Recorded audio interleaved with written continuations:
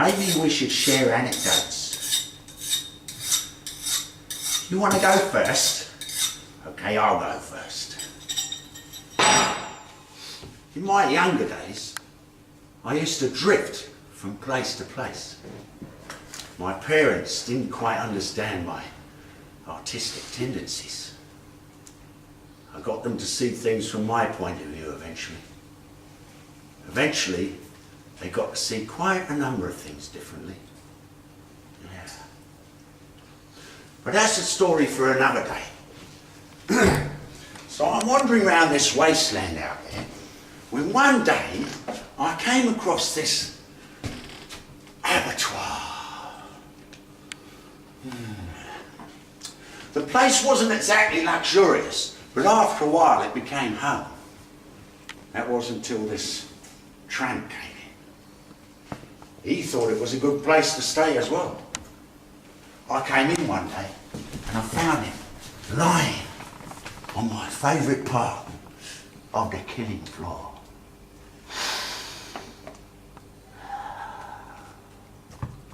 Well, before I could do anything, he's jumped up, grabbed my hand and said how nice it is to see a lucky face. Apparently he thought that I was someone called Bill. So there he is, ranting on about how life's been treating him since the last day he thought we'd met, about his alcohol problem, losing his job, his wife leaving him. There's flecks of spit flying out from between his remaining teeth and hitting me in the face. But of course I grin and bear it. All the time he's rabbiting on, I'm standing there, nodding, smiling, wondering where to stick the knife. Was it a corkscrew? Anyway, before I could do anything, he stops talking about his problems and he says, well, it's nice seeing you after all these years and I'll talk to you in the morning. Then he goes and lies on my favourite spot again. Well, within seconds of hitting the ground, he's snoring away. So, I go to stand over him. And I don't want to do it straight away because sometimes, just sometimes, it's nice to savour the moment, if you know what I mean. Not that you'd understand. So anyway, after I'm done savouring, it was a scalpel. I was going through a scalpel phase at the time.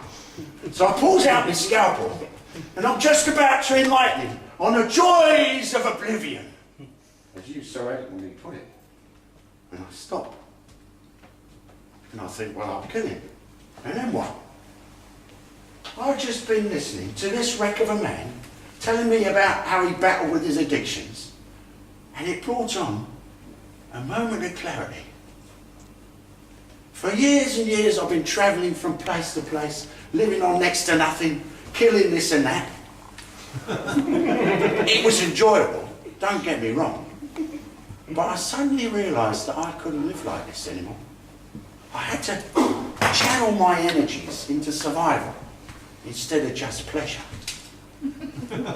Regardless of how intense that pleasure was. And then it came to me. Black market organ harvesting.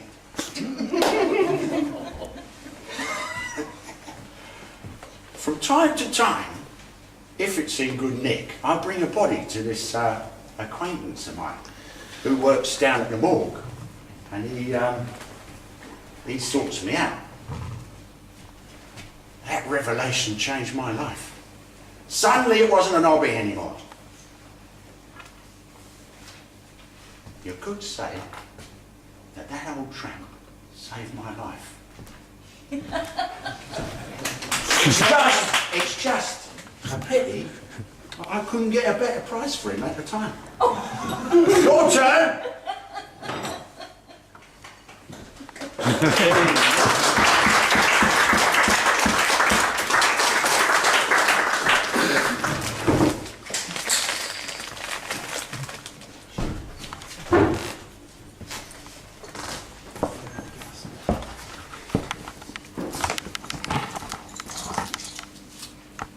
He talks to me about horses. I used to live down on the course. It was one of the loves of my life. Epsom, I knew it like the back of my hand. I was one of the best known faces down at the paddock. What a wonderful open air life.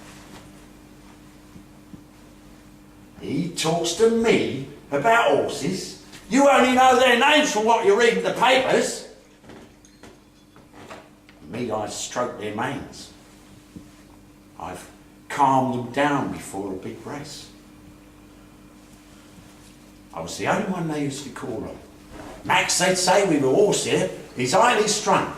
You're the only one that can calm him. It was true.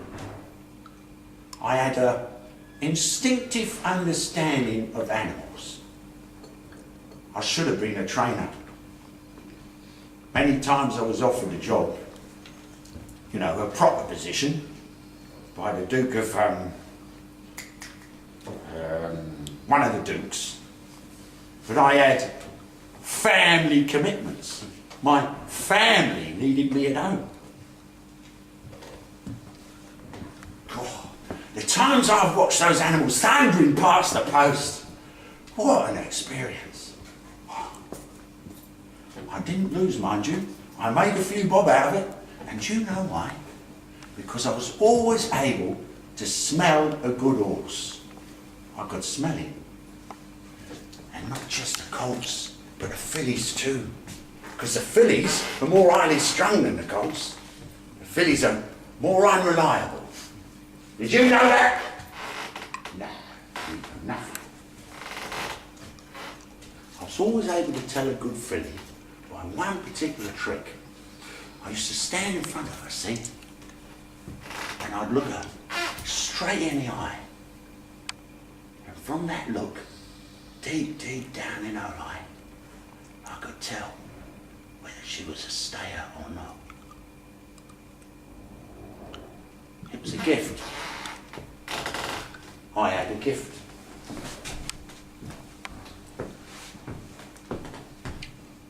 And he talks to me about horses.